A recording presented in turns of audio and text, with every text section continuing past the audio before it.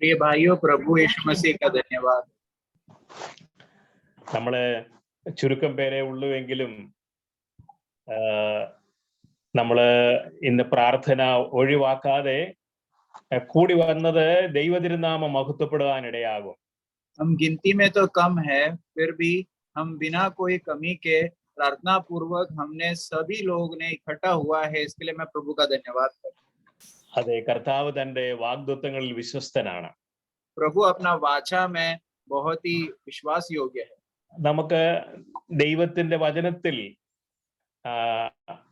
ഉറച്ചു വിശ്വസിക്കാൻ വകയുണ്ട്. കാരണം കർത്താവ് പറഞ്ഞു, 2-3 പേർ കൂടി വരുന്നിടത്ത് കർത്താവ് അവരുടെ മധ്യത്തിൽ ഉണ്ടായിരിക്കുമെന്ന് അരുളി ചെയ്തിട്ടുണ്ട്. लेकिन प्रभु का वचन विश्वास योग्य होने के नाते प्रभु का वचन ये कहता है कि 2 या 3 मेरे नाम पे जिधर भी इकट्ठा क्यों ना हो, उसके बीच में मैं हूँ। ഇന്ന് ദാനിയേലിന്റെ പുസ്തകത്തിൽ നിന്നാണ് ചില കാര്യങ്ങൾ പറയുവാൻ ആഗ്രഹിക്കുന്നത്. दानियल के पुस्तक से कुछ वचन से मैं बोलना चाहता हूँ आज। നമുക്കറിയാം, ഈ പുസ്തകം ദൈവമക്കൾക്കെല്ലാം പരിചയമുള്ള പുസ്തകമാണ്. हम सबको ये प्रभु के बच्चे के सबको दानियल का पुस्तक जो है वो बहुत ही सुपरिचित है। ദാനിയേൽ എന്ന വാക്കിന്റെ അർത്ഥം ദൈവം എന്റെ ന്യായാധിപതി എന്നാണ്. और दानियल करके शब्द का उसका अर्थ ये है कि परमेश्वर मेरा न्याय करने वाला है। ഈ സംഭവങ്ങൾ ഇതിൽ ഈ ദാനിയേലിന്റെ പുസ്തകത്തിൽ വിവരിച്ചിട്ടുള്ള സംഭവങ്ങൾ തുടങ്ങിയത് ഏതാണ്ട് BC 600 ആരംഭം മുതലാണ്. ये दानियल के पुस्तक में जो भी घटनाएं हम देखते हैं वो लगभग करीब से करीब 600 BC के पहले से हुई घटना है। അപ്പോൾ 1-ാം അധ്യായത്തിന്റെ 8-ാം വാക്യം ഞാൻ വായിക്കാൻ ആഗ്രഹിക്കുന്നു. तो पहला अध्याय का वचन 8 मैं पढ़ना चाहता हूँ। എന്നാൽ രാജാവിന്റെ ഭോജനം കൊണ്ടും അവൻ കുടിക്കുന്ന വീഞ്ഞു കൊണ്ടും തന്നെത്താൻ അശുദ്ധമാക്കുകയില്ല എന്ന് ദാനിയേൽ ഹൃദയത്തിൽ നിശ്ചയിച്ചു. परंतु दानियल ने अपने मन में ठान लिया कि वह राजा का भोजन खाकर और उसके पीने का दाखमधु पीकर अपवित्र न होए। ഈ സംഭവം നമുക്കറിയാം. അതായത് ചരിത്രത്തിൽ നടന്ന ഒരു വലിയ സംഭവമാണ് ബാബേൽ പ്രവാസം എന്നുള്ളത്. और ये घटना हमें पता है क्योंकि ये चरित्र में बहुत ही फेमस, बहुत ही परिचय देने वाला एक घटना है कि बाबेल में कुछ लोग प्रवासी हो गए थे। ദൈവത്തിന്റെ ജനമായ ഇസ്രായേൽ 70 വർഷം ബാബേലിൽ പ്രവാസികളായിരുന്നു. और परमेश्वर के लोग जो इजराइल जो है वो लोग बाबेल में प्रवास में चले गए थे 70 साल। ഈ സംഭവത്തിന്റെ പിന്നിൽ ദൈവം അനേക കാര്യങ്ങൾ പഠിപ്പിക്കുന്നുണ്ട്. और ये घटने के पीछे प्रभु बहुत कुछ सीख हमें सिखाता है। ഒരു ഭക്തൻ ഇങ്ങനെ പറഞ്ഞു, ദൈവം ഇസ്രായേലിനെ അടിക്കാൻ ഉപയോഗിച്ച ഒരു വടിയാണ് ബാബേൽ പ്രവാസം എന്ന്. एक प्रभु का भक्त इस तरह कहता है कि प्रभु लोगों को मारने के लिए, उन लोग को सबक सिखाने के लिए जो लाठी है वो लाठी है ये बाबेल का प्रवास करके कहा गया है। അതെ, ദൈവം തന്റെ ജനത്തെ ശാസിക്കുകയും ശിക്ഷിക്കുകയും ചെയ്യുമെന്ന് എബ്രായ ലേഖനത്തിൽ നമുക്ക് വായിക്കാൻ കഴിയുന്നുണ്ട്. और इब्रानी के पुस्तक में हम देखते हैं कि प्रभु अपने लोगों को शासना देता है और उसको शिक्षा भी देता है। അതെ, എബ്രായ ലേഖനം 12-ാം അധ്യായത്തിന്റെ 8-ാം വാക്യത്തിലുണ്ട്. इब्रानियों 12 का 8 में हम देखते हैं। 6-ാം വാക്യത്തിലും ഉണ്ട്. और वचन 6 में भी हम देखते हैं। 6-ാം വാക്യം ഇങ്ങനെയാണ്, वचन 6 इस प्रकार है, കർത്താവ് താൻ സ്നേഹിക്കുന്നവനെ ശിക്ഷിക്കുന്നു, താൻ കൈക്കൊള്ളുന്ന ഏത് മകനെയും തല്ലുന്നു. और जिससे वो प्रेम करता है उसकी ताड़ना भी करता है, और जिससे पुत्र बना लेता है उसको कोड़े भी लगाता है।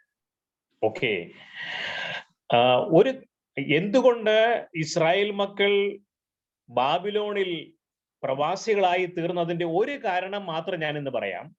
और प्रभु लोग क्यों बाबेल में प्रवास होके चले गए करके इसका एक विषय जो इसका कारण है, एक विषय मैं बोलना चाहता हूँ इसके विषय।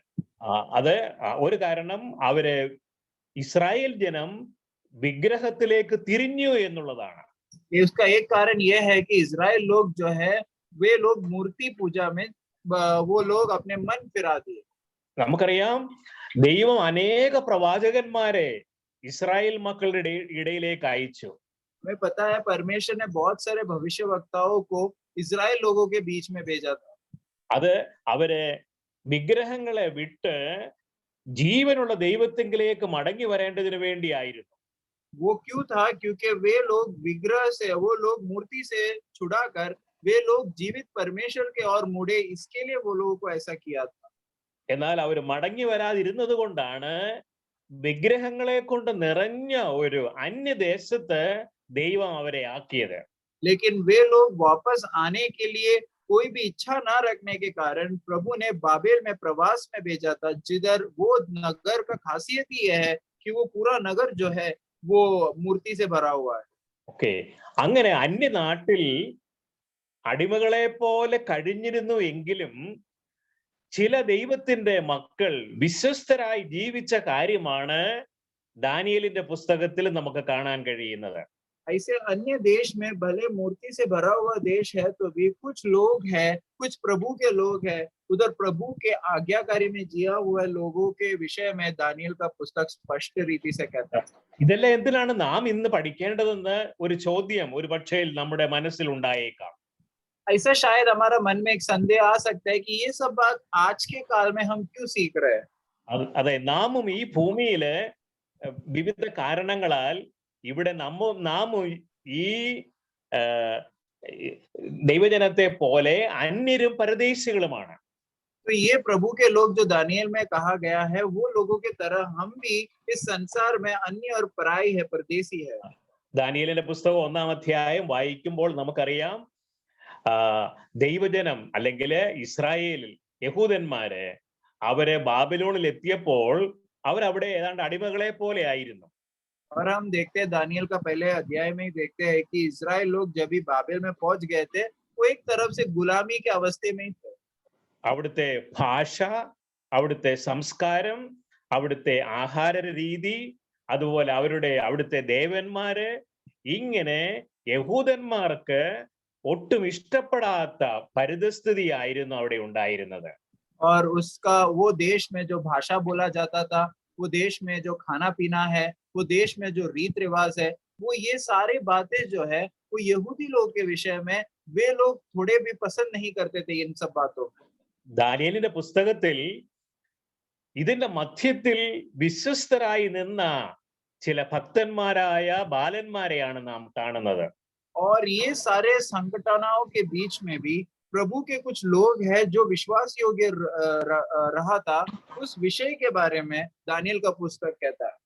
ഓക്കെ, ഇതുപോലെയാണ് നമ്മുടെയും ഇന്നത്തെ പുതിയ നിയമ വിശ്വാസികളായ നാമും ഏതാണ്ട് ഇതുപോലെയാണ്. नए नियम के विश्वासी होने के नाते हम भी कभी कभार इस प्रकार है. പത്രോസിന്റെ ലേഖനം 1 പത്രോസിന്റെ ലേഖനം 2-ാം അധ്യായത്തിന്റെ 11-ാം വാക്യം നിങ്ങളുടെ ശ്രദ്ധയിലേക്ക് കൊണ്ടുവരുന്നു. पहला पत्रोस उसका दूसरा अध्याय 11 वचन तुम्हारे ध्यान में मैं लाना चाहता हूँ.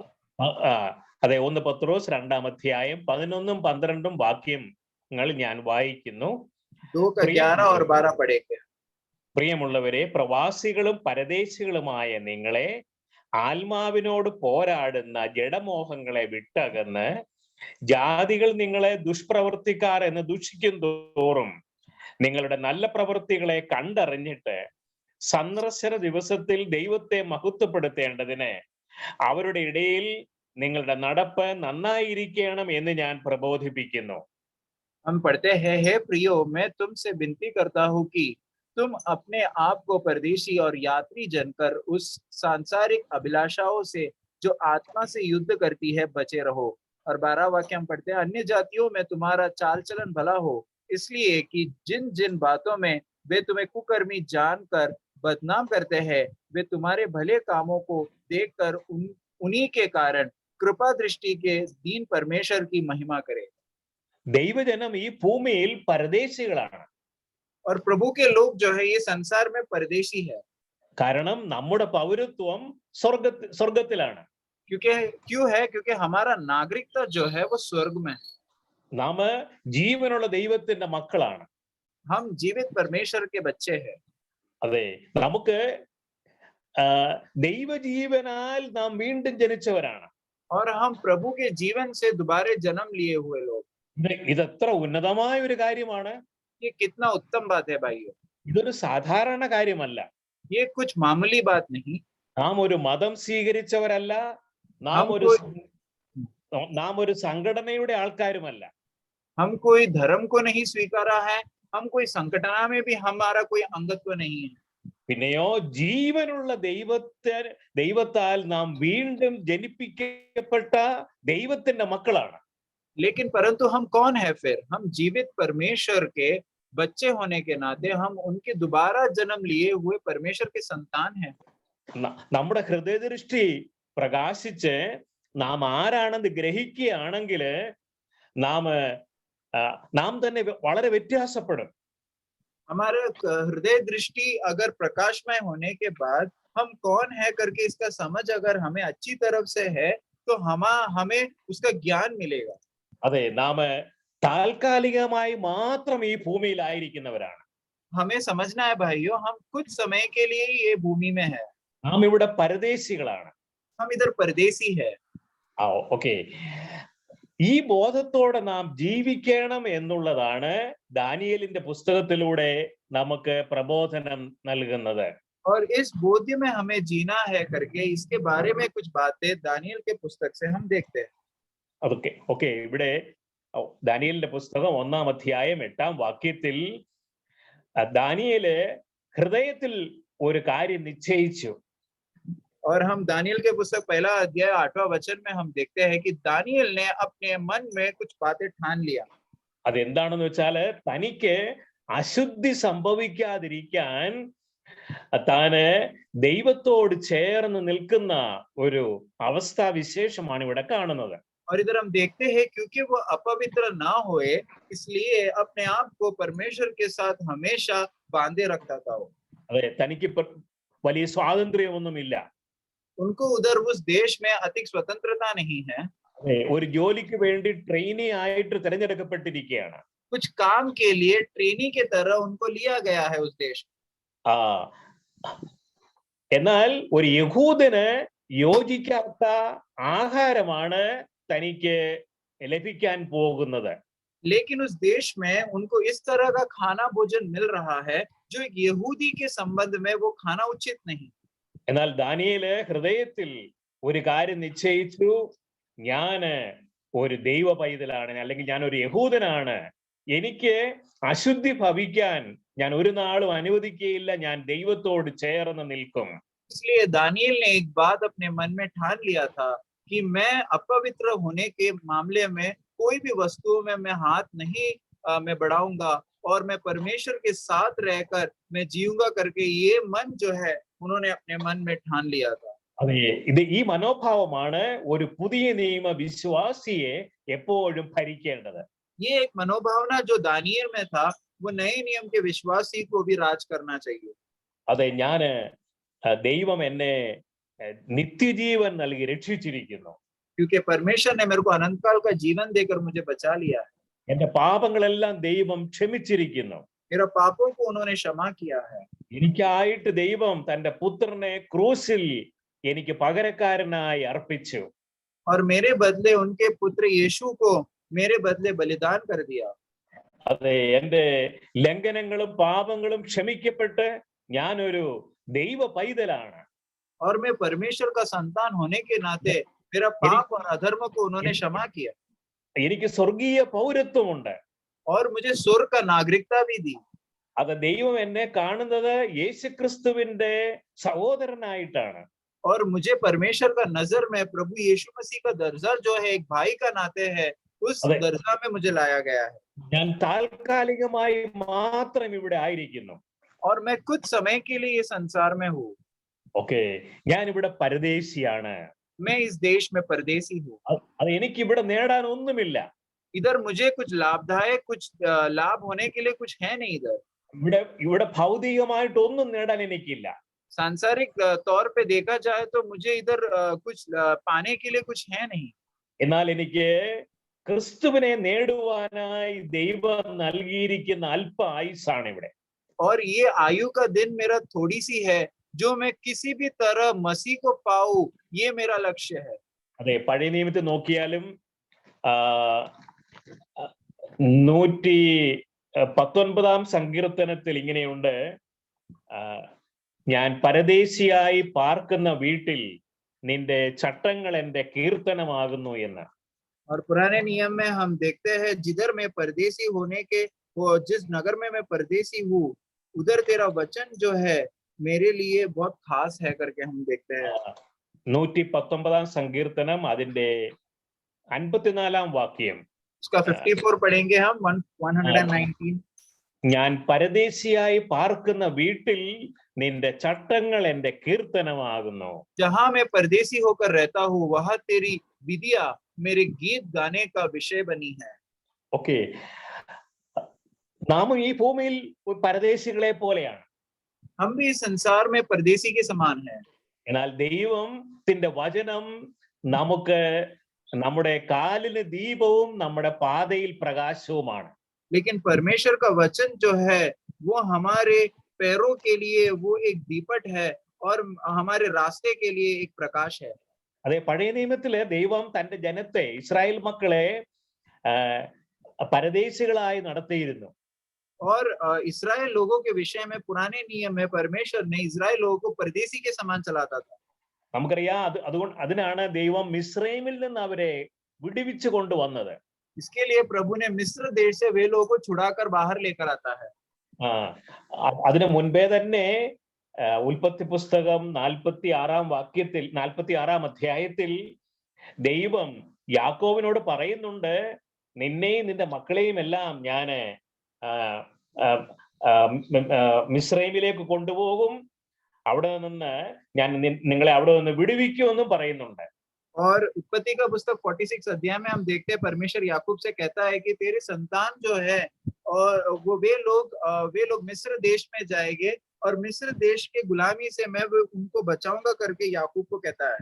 4 വാക്യം ഇങ്ങനെയാണ്, वचन 4 हम देखते हैं, ഞാൻ നിന്നോട് കൂടെ മിസ്രൈമിലേക്ക് പോരും, ഞാൻ നിന്നെ മടക്കി വരുത്തും എന്ന് നമുക്ക് അവിടെ വായിക്കാൻ കഴിയുന്നു. हम उधर देखते हैं, मैं तेरे संग संग मिस्र को चलता हूँ और मैं तुझे वहां से फिर निश्चय ले आऊंगा। ഓക്കെ, അപ്പോൾ ഒരു പരദേശി എന്ന നിലയില് ഈ ഭൂമിയിൽ ജീവിക്കുന്നത് നാം വളരെ അഭിമാനകരമായി കരുതാവുന്ന ഒരു കാര്യമാണ്.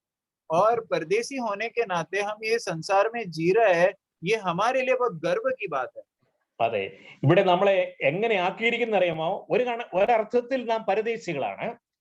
एक अर्थ में तो कहा गया है तो हम परदेसी तो है, മറ്റൊരർത്ഥത്തില് നാം ക്രിസ്തുവിന്റെ സ്ഥാനാപതികളാണ്, അല്ലെങ്കിൽ അംബാസഡേഴ്സ് ആണ്.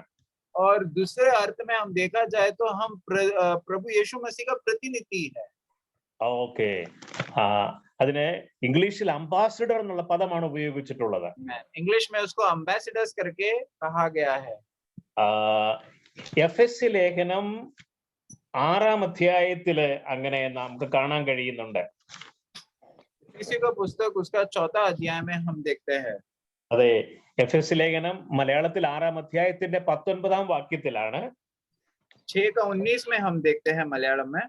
എഫെസ്യ ലേഖനം 6 അധ്യായത്തിന്റെ 19 വാക്യം, ഞാൻ ചങ്ങല ധരിച്ച് സ്ഥാനാപതിയായി സേവിക്കുന്ന സുവിശേഷത്തിന്റെ മർമ്മം പ്രാഗൽഭ്യത്തോടെ അറിയിപ്പാൻ എന്റെ വായ് തുറക്കുമ്പോൾ എനിക്ക് വചനം നൽകപ്പെടേണ്ടതിനും ഞാൻ സംസാരിക്കേണ്ടുമെന്നും അതിൽ പ്രാഗൽഭ്യത്തോടെ സംസാരിക്കേണ്ടതിനും പ്രാർത്ഥിപ്പീൻ എന്ന് എഴുതിയിരിക്കുന്നു. और हम उधर देखते हैं वचन 20 में, वो शब्द इधर आया नहीं है हिंदी में, और यह भी कि मैं उसके विषय में जैसा मुझे चाहिए हिवाई से बोलूं। ये हिवाई से बोलने के लिए ये सुसमाचार के विषय में भेद बता सकूं, जिसके उसके ऊपर के वचन 19 में हम देखते हैं कि इसके विषय में उसको जंजीर में जकड़ा हुआ राजदूत है। वो देखो 19 का आखिरी पंक्ति में हम देखते हैं। ഓക്കെ, ആ പദമാണ് ഞാൻ പ്രാധാന്യം കൊടുക്കാൻ ആഗ്രഹിക്കുന്നത് ഇങ്ങനെയാണ്: ഞാൻ ചങ്ങല ധരിച്ച് സ്ഥാനാപതിയായി സേവിക്കുന്ന എന്ന പദമാണ്. हाँ, ये जो शब्द को मैं बहुत ही ठान से मैं बोलना चाहता हूँ आज की जंजीर से जकड़ा हुआ राजदूत हूँ. ഓക്കെ, അപ്പോൾ പൗലോസ് ജയിലിലായിരുന്നു, ചങ്ങല ധരിച്ചവനായിരുന്നു. और हम देखते हैं पौल जो है वो बंदी था, वो जेल में था, उसको जंजीर में उसको पकड़ाया गया था. എന്നാൽ അതോടൊപ്പം തന്നെ പൗലോസ് അഭിമാനത്തോടെ പറയുന്ന ഒരു കാര്യമുണ്ട്: ഞാൻ ക്രിസ്തുവിന്റെ സ്ഥാനാപതിയാണ്. लेकिन इस अवस्था में रहकर भी प्रेरित पौल इस तरह गर्व से कहता है कि मैं प्रभु का, यीशु मसीह का मैं राजदूत हूँ. അത് എത്ര ഉന്നതമായ ഒരു കാര്യമാണ്! कितना उत्तम बात है भाइयों ये.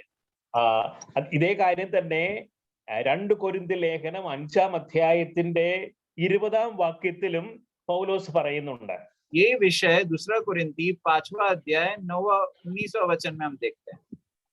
ആകയാൽ ഞങ്ങൾ ക്രിസ്തുവിനു വേണ്ടി സ്ഥാനാപതികളായി എന്നവിടെ പറഞ്ഞിരിക്കുന്നു. वचन 20 में हम देखते हैं, सो हम मसीह के राजदूत है. അതെ, ഹിന്ദിയിലെ രാജദൂത് എന്നുള്ള പദം വളരെ അർത്ഥയോഗ്യമാണ്. അത് നമുക്ക് വ്യക്തമാക്കി തരുന്നുണ്ട് അതെ ആ പദവി എന്താണെന്ന്. और हिंदी में जो राजदूत करके जो शब्द वापरा गया है, उसमें ही बहुत बड़ा अर्थ का सीमा उधर कहा गया है. അതായത് ഒരു രാജ്യത്തെ പ്രതിനിധീകരിച്ചുകൊണ്ട് വേറൊരു രാജ്യത്ത് ആയിരിക്കുന്ന വ്യക്തിയാണ് സ്ഥാനാപതി. और राजदूत का मतलब कि एक राज्य को प्रतिबिंबित करते हुए दूसरे देश में वो व्यक्ति जी रहा है, वो अपने देश को प्रतिबिंबित कर रहा है उस देश पे.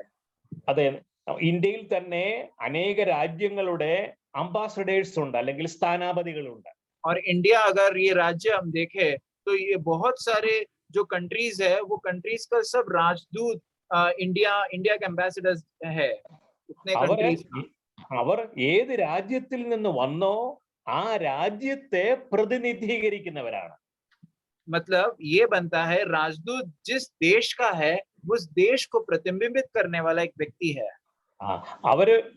അവർ ഏത് രാജ്യത്ത് നിന്ന് വന്നുവോ ആ രാജ്യത്തിന്റെ അഭിമാനവും സംസ്കാരവും എല്ലാം സൂക്ഷിപ്പാൻ അവർ ബാധ്യസ്ഥരാണ്. इसका मतलब यह है कि जिस राज्य से वे लोग आए हैं, वो राज्य का गर्व और गौरव जो है, वो अपने आप में वो ठामे रहने का, वो दिखाने का जो जवाबदारी है, वे लोगों के ऊपर है. അതെ, അവർ താൽക്കാലികമായിട്ടാണ് ഇവിടെ താമസിക്കാൻ വന്നിട്ടുള്ളത്. वे कुछ समय के लिए कुछ अन्य देश में जीने आ रहे हैं. പക്ഷെ ഒരു കാര്യമുണ്ട്, അവർ മറ്റൊരു രാജ്യത്തെ പ്രതിനിധീകരിക്കുന്നവരാണ്. लेकिन इसका मतलब यह है कि वे अपने देश को प्रतिबिंबित करके उस देश पर जी रहे, अन्य देश पर. അതെ, ഇതേ അർത്ഥത്തിലാണ് പൗലോസ് സംസാരിക്കുന്നത്: ഞാന് ക്രിസ്തുവിന്റെ സ്ഥാനാപതിയായിരിക്കുന്നു. इस अर्थ में प्रेरित पौल कहता है कि मैं मसीह का राजदूत हूँ. നമ്മൾ ഓരോരുത്തരും ക്രിസ്തുവിന്റെ സ്ഥാനാപതികളാണ്. हम सारे लोग जो है, हम मसीह का राजदूत है. അതെ, നമ്മൾ ജോലി ചെയ്യുന്ന ഇടത്ത്, നാം താമസിക്കുന്ന ഇടത്ത്, നമ്മൾ പഠിക്കുന്ന ഇടത്ത്, എല്ലാ സ്ഥലങ്ങളിലും ദൈവം നമ്മെ ആക്കിയിരിക്കുന്നത് ക്രിസ്തുവിന്റെ സ്ഥാനാപതികളായിട്ടാണ്. हम शायद काम करने के माहौल में होंगे, हम शायद हम सीखने के लिए, पढ़ाई करने के लिए स्कूल में हो गया, कॉलेज में हो गए, हम शायद घर पे हो गए, जो भी माहौल में हम है, अवस्था में हम है, हम मसीह का राजदूत है. ഓക്കെ, ഇവിടെയാണ് നമുക്ക് വലിയൊരു ഉത്തരവാദിത്വമുണ്ട്. इधर बहुत बड़ा एक जिम्मेदारी प्रभु ने हमारे ऊपर सौंपा है. അതെ, ക്രിസ്തുവിന്റെ മഹത്വം നമ്മിലൂടെ വെളിപ്പെടുത്തുവാൻ ദൈവം ആഗ്രഹിക്കുന്നു. അതിനുവേണ്ടി നമ്മെ ഇവിടെ ആക്കി വെച്ചിരിക്കുകയാണ്. और मसीह का महिमा जो है वो हमारे द्वारा प्रकट होए, इसके लिए प्रभु हमें इस संसार में रखा है. അതെ, നമ്മള് മറ്റുള്ളവരെക്കാൾ ഒരു പക്ഷേ വിദ്യാഭ്യാസം കുറഞ്ഞവരായിരിക്കാം. शायद ऐसा हो सकता है कि हमें जो पढ़ाई का जो योग्यता जो है, वो बाकी अन्य लोगों से शायद कम है. ചിലപ്പോൾ വിദ്യാഭ്യാസം കൂടിയവരായിരിക്കാം. शायद ऐसा भी हो सकता है कि पढ़ाई जो हमने किया है बहुत उत्तम पढ़ाई होगा. മറ്റുള്ളവരെക്കാൾ സമ്പത്ത് കുറഞ്ഞവരായിരിക്കാം, കൂടിയവരായിരിക്കാം. हमें शायद संपत्ति कम हो सकता है, ज्यादा हो सकता है.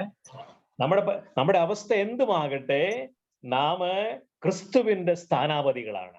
हमारा अवस्था कोई भी क्यों ना हो, फिर भी हम मसीह का राजदूत है।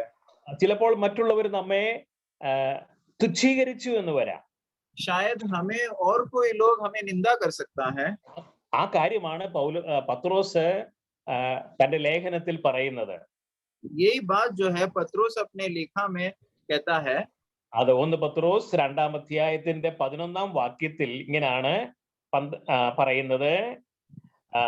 ജാതികൾ നിങ്ങളെ ദുഷ്പ്രവർത്തിക്കാർ എന്ന് വിളിക്കും തോറും നിങ്ങളുടെ നല്ല പ്രവൃത്തികളെ കണ്ടറിഞ്ഞിട്ട് സന്ദർശന ദിവസത്തിൽ ദൈവത്തെ മഹത്വപ്പെടുത്തേണ്ടതിന് അവരുടെ ഇടയിൽ നിങ്ങളുടെ നടപ്പ് നന്നായിരിക്കണമെന്ന് ഞാൻ പ്രബോധിപ്പിക്കുന്നു. वचन 12 हिंदी में हम पढ़ते हैं. अन्य जातियों में तुम्हारा चाल चलन भला हो, इसलिए कि जिन जिन बातों में वे तुम्हें कुकर्मी जानकर बदनाम करते हैं, वे तुम्हारे भले कामों को देखकर उन्हीं के कारण कृपा दृष्टि के दिन परमेश्वर की महिमा करे. അതെ, ലോകത്തിലുള്ള മനുഷ്യരെ നയിക്കുന്നത്, നിയന്ത്രിക്കുന്നത് അവരുടെ വിദ്യാഭ്യാസമോ അവരുടെ സംസ്കാരമോ ആയിരിക്കാം.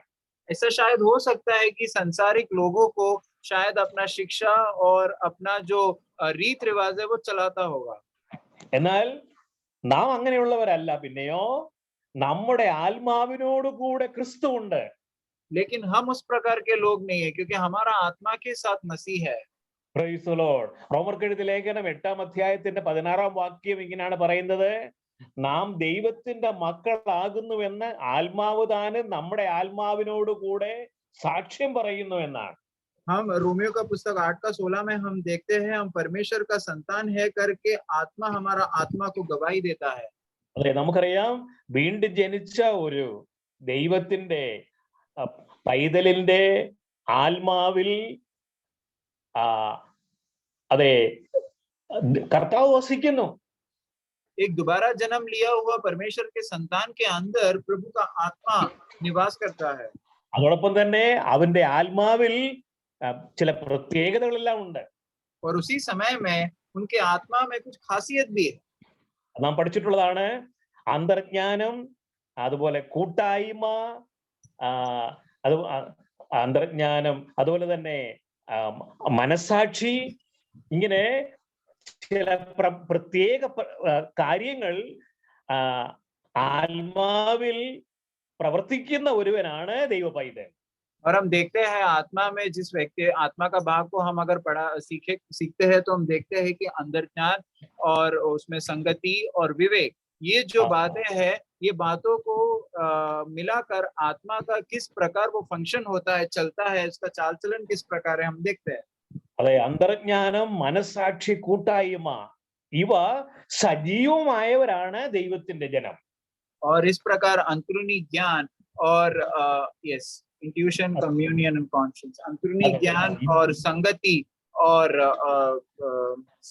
और विवेक.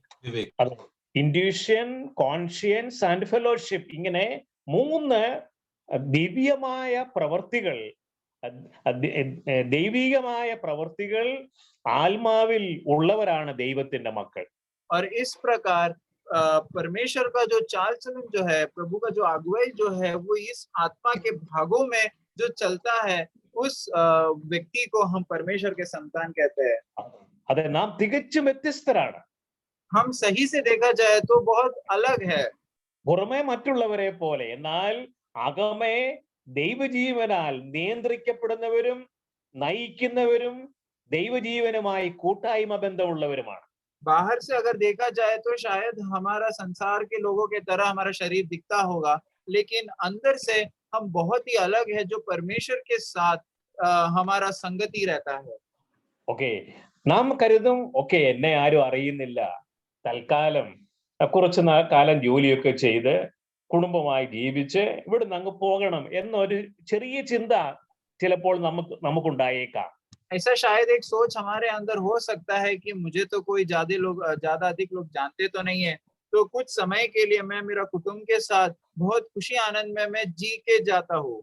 ഓക്കെ, പിന്നെ കർത്തൃ ദിവസം ദൈവമക്കളുമായിട്ട് ഞാൻ കൂട്ടായ്മയൊക്കെ കൂടുന്നു, പ്രത്യേകിച്ചൊന്നുമില്ല എന്നൊരു ചിന്തയോടുകൂടെ ആയിരിക്കാം നാം കഴിയുന്നത്. और प्रभु दिन में मैं भाइयों के साथ, आत्मिक भाइयों के साथ में संगति करता हूँ, इस प्रकार के एक साधारण जीवन में जीता हूँ, इसमें कुछ ज्यादा बड़ी खासियत नहीं है करके शायद हम इसे सोच सकते हैं। എന്നാൽ അങ്ങനെയല്ല ദൈവം നമ്മെ ആക്കിയിരിക്കുന്നത്. ഇവിടെ ദാനിയേലിനെ ദൈവം ആക്കിയിരുന്നത് ദൈവത്തിന്റെ മഹത്വം വെളിപ്പെടുത്താൻ വേണ്ടിയായിരുന്നു. इस प्रकार नहीं हमें प्रभु इधर रखा है, हम परमेश्वर का महिमा को प्रकट करने के लिए संसार में हमें रखा गया है. അതെ, BC 5, 6 ആ നൂറ്റാണ്ട് കാലഘട്ടത്തിൽ ലോകത്തിലെ ഏറ്റവും പ്രതാപമുള്ള ഒരു സാമ്രാജ്യമായിരുന്നു ബാബിലോൺ സാമ്രാജ്യം. और बेबीलोन का जो राज्य इस प्रकार प्रभावशाली राज्य था, BC 5, 6 और 7 में हम देखते हैं. അതെ, ഈ കഴിഞ്ഞ കാലങ്ങളിലെ അമേരിക്കയെ പോലെയും ഇന്നത്തെ റഷ്യയെ പോലെയും ഒക്കെ ഏറ്റവും ശക്തരായ അല്ലെങ്കിൽ മുൻപന്തിയിൽ നിന്ന എല്ലാ നിലയിലും മുൻപന്തിയിൽ നിന്നതായ ഒരു സാമ്രാജ്യമായിരുന്നു ബാബിലോൺ സാമ്രാജ്യം. और आज के समय में अगर हम रशिया और अमेरिका को देखें, तो जिस तरह वे लोग प्रभावशाली है और वे लोग जिस तरह ताकतवर है, सामर्थ्य है, उस प्रकार हम देखते हैं कि बाबेल का जो साम्राज्य था, जो राज्य था, उस प्रकार प्रभावशाली था. അങ്ങനെ ചരിത്രത്തിൽ നടന്ന സംഭവമാണ് ഇവിടെ എഴുതി വെച്ചിട്ടുള്ളത്. इस प्रकार उस देश में जो चरित्र में हुआ घटना जो है, वो इस पुस्तक में लिखा गया है. അവിടെ അന്യദേശത്ത് ഒരു ദൈവ പൈതൽ തന്റെ ജീവിത വിശുദ്ധി കാത്തു സൂക്ഷിച്ച് ജീവിച്ചതിനാൽ അതിന്റെ പരിണിത ഫലം എന്തായിരുന്നു എന്നാണ് കാണുന്നത്. और परमेश्वर के संतान जो है, वो किस प्रकार एक अन्य देश में चलना चाहिए, उसका चाल चलन किस प्रकार होना चाहिए, वो इस पुस्तक में हम देखते हैं. ഓക്കെ, അവിടെ ദാനിയേലിനെ ദൈവം പ്രത്യേക നിലയിൽ ഉപയോഗിച്ചു. दानियल को एक खास रीति से परमेश्वर इस्तेमाल करता है. അതിന്റെ ഫലമായി നെബൂഖദ്നേസർ രാജാവ് ദാനിയേലിന്റെ കാൽക്കൽ സാഷ്ടാംഗം വീഴുന്നതാണ് കാണുന്നത്. इसके वजह से जो नेबुकदनेस्सर राजा जो है, वो दानियल का पैरों तल गिर जाता है करके हम देखते हैं. അതായത് 2-ാം അധ്യായം 46-ാം വാക്യവും 47-ാം വാക്യവും ഞാൻ വായിക്കാം. उसका दूसरा वचन, उसका 46 और 47 मैं पढ़ता हूँ. അപ്പോൾ നെബൂഖദ്നേസർ രാജാവ് സാഷ്ടാംഗം വീണ് ദാനിയേലിനെ നമസ്കരിച്ചു. അവനൊരു സൗരഭ്യവാസനയും അർപ്പിക്കണമെന്ന് കൽപ്പിച്ചു. രാജാവ് ദാനിയേലിനോട്, നീ ഈ രഹസ്യം വെളിപ്പെടുത്തുവാൻ പ്രാപ്തനായതുകൊണ്ട് നിങ്ങളുടെ ദൈവം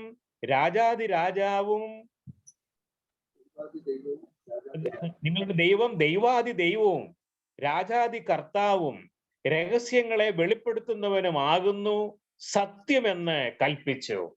और वचन 46-47 में हम क्या पढ़ते हैं? इतना सुनकर नेबुकदनेस्सर राजा ने मुंह के बल गिरकर दानियल को दंडवत की और आज्ञा दी कि उसको भेंट चढ़ाओ और उसके सामने सुगंध वस्तु जलाओ. फिर राजा ने दानियल से कहा, सच तो यह है कि तुम लोगों का परमेश्वर, सब ईश्वर का ईश्वर, राजाओं का राजा और भेदों का खोलने वाला है, इसलिए तू ये भेद प्रकट कर पाया. നെബൂഖദ്നേസർ രാജാവ് പറഞ്ഞ കാര്യം പ്രത്യേകതയുള്ള പ്രകാരമാണ്, നിങ്ങളുടെ ദൈവം. और नेबुकदनेस्सर राजा इस प्रकार करता है, तुम लोगों का परमेश्वर. നിങ്ങളുടെ ദൈവം ദൈവാദി ദൈവവും രാജാദി കർത്താവും രഹസ്യങ്ങളെ വെളിപ്പെടുത്തുന്നവനുമാണ്. इस प्रकार नेबुकदनेस्सर राजा कहता है, तुम्हारा परमेश्वर जो है, वो सब ईश्वरों का ईश्वर और राजाओं का राजा ही नहीं, बल्कि वो भेदों को खोलने वाला भी है. ഇതെങ്ങനെ സാധ്യമായി?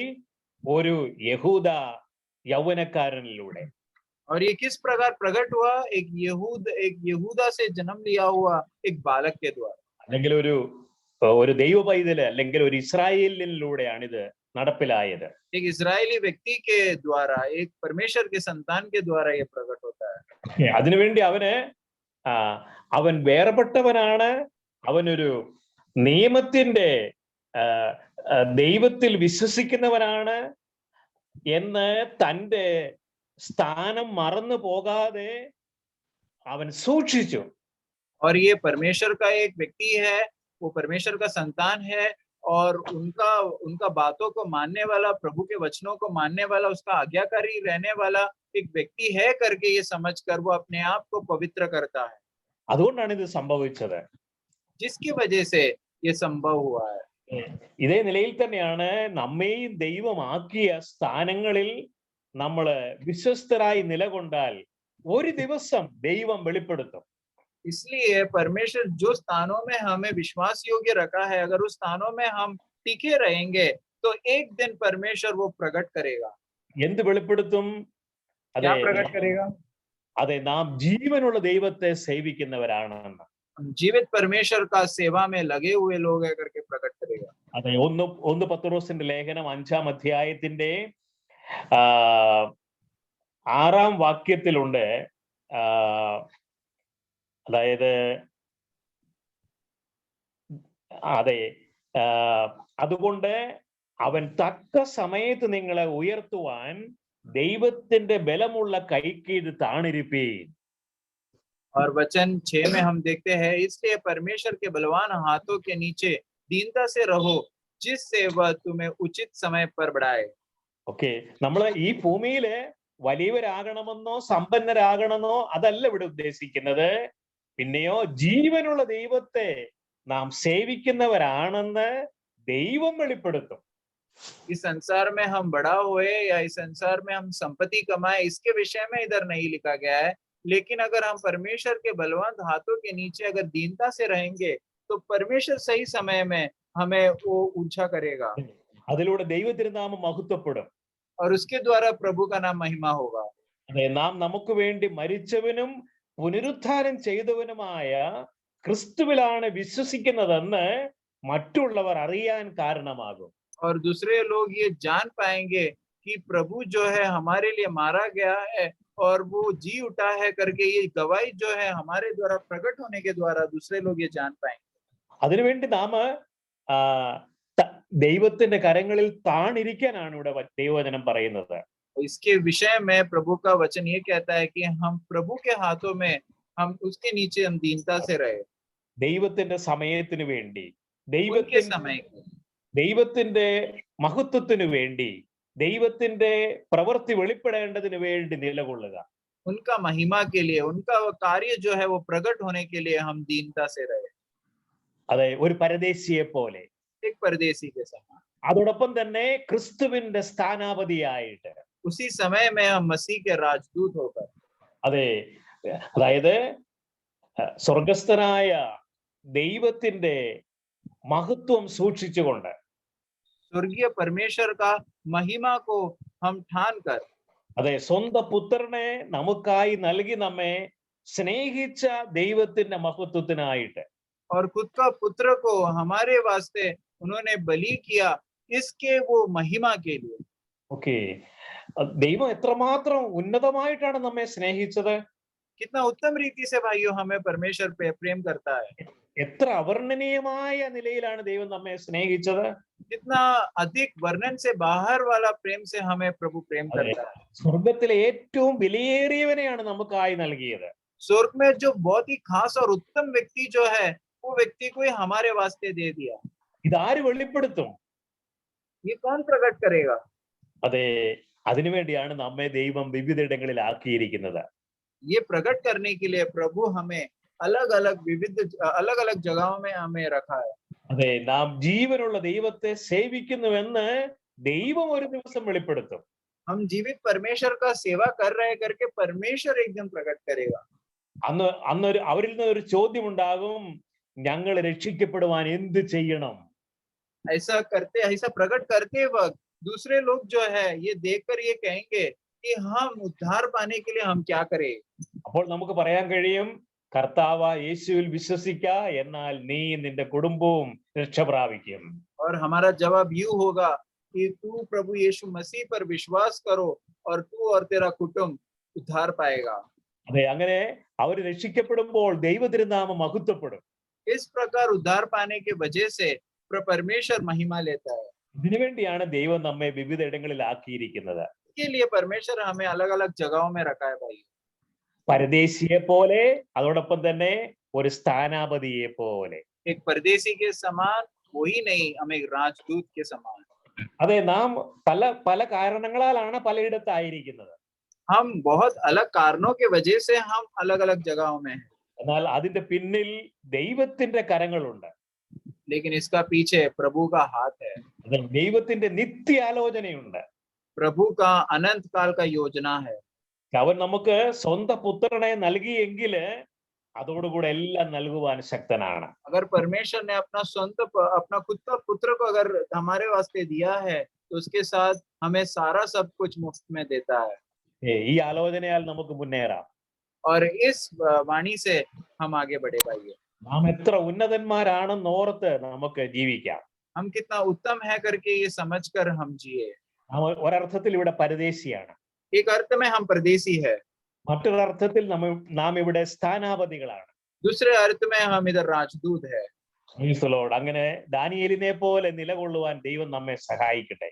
इस प्रकार दानिയേल के साथ हम जिस प्रकार दानिയേल खड़ा हुआ उस देश पे, उस प्रकार हम भी उसके लिए खड़े हुए। അതെ, പുതിയ നിയമത്തില് നമുക്ക് കൃപ ധാരാളമായി നൽകുവാൻ ദൈവം അതെ കരുണയുള്ളവനാണ്. नए नियम में परमेश्वर का कृपा हमें मिलने के लिए हम प्रभु जो है हमारे ऊपर बहुत बड़ा करुणा दिखाया है।